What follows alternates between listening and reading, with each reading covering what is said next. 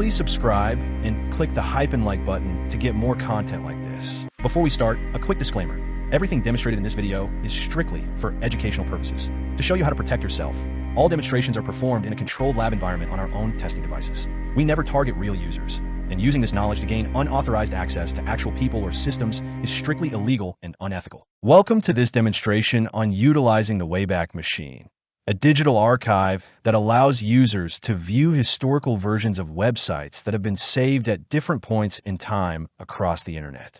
There are two ways to use the Wayback Machine: through the web application or directly through a URL.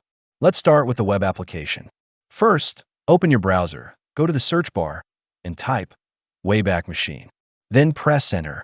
Click on the first link, which is web.archive.org. You will see the official interface of the Wayback Machine web application. Once the page opens, locate the search box at the top middle of the screen. Now, type in your target domain, that is google.com, and press enter. After entering the domain, you'll see a timeline with various updates for google.com. Let's focus on the year 2011. On February 1st, there were a total of 67 snapshots recorded. This means the Wayback Machine captured 67 versions or updates on that day. To view one of these snapshot data, right-click on the first data, which is 1 minute and 43 seconds, and select Open Link in New Tab. A new tab opens. Click on the new tab. You'll now see how google.com looked on February 1st, 2011. There's also an option for advanced search on the right of the search bar. Click on Advanced Search to explore further. You can gather additional historical data from the Advanced Search option based on specific URLs or time frames. This helps gather detailed information from the past versions of a website. As you'll notice, the current version of google.com looks very different from the older versions. Now, let's move on to the second method, which is using the Wayback Machine via URL. To use the Wayback Machine via URL method, open a new tab in your browser. In the address bar, type the constructed URL to use the API or CDX of the Web Archive tool.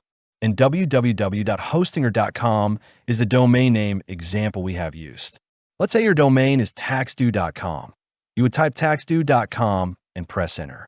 If your target domain is large or has a long history, this process might take a couple of minutes to load the results. Once it loads, you'll see a wide range of archived URLs.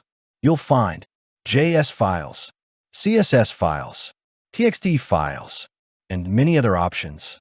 All of this information is useful. You only need to copy the archive URL https://www.taxadue.com/de/c/thank-u/ by right-clicking and selecting Copy option.